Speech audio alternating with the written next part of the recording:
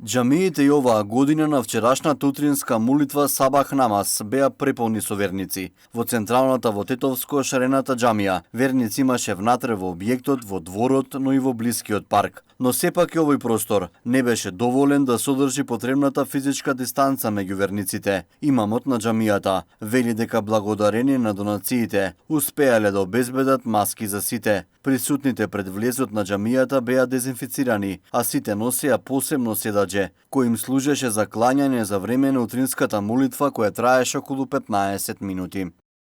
Имаме маска, имаме дезинфекција, тие што се на обврските што треба да ги исполниме, мислам дека сме ги исполниле. И нема да идеме како што е по исламските прописи, значи треба сите на посета да идат за Бајрам. Ние не ќе можеме. Дел од верниците годинава мораа да ја прекинат традицијата на одење по гости за време на најголемиот муслимански празник. Само дома, со родбината. Така како се условите, така ќе го поминеме. Годинава по гости тешко, барем кај најблиските. Најблиските тешко, ама што ќе преш, тоа е тоа.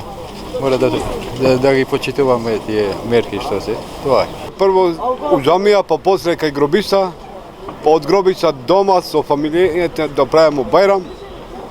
И денеска толку е, до 11. Немамо време по фамилија така. Многу фино. Добро поминавме.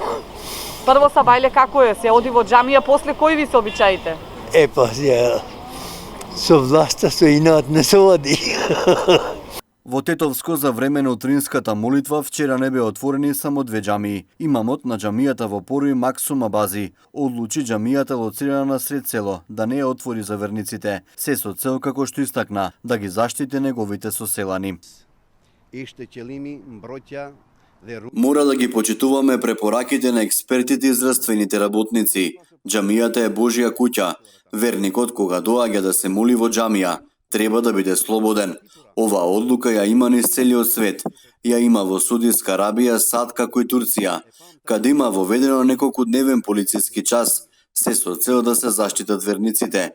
Јас знам дека новаа моја одлука ќе има и негодувања, но има доста верници кои ја поздравуваат мојата одлука, но за мене пак ќе кажам дека е најважно да го заштитам здравието на моите соселани. Џамијата во Тетовско Глоги пак беше затворена како што ни кажа од одборот, затоа што објектот бил претесен за одржување на молитва во време на пандемија, кога треба да се одржува физичката дистанца помеѓу луѓето.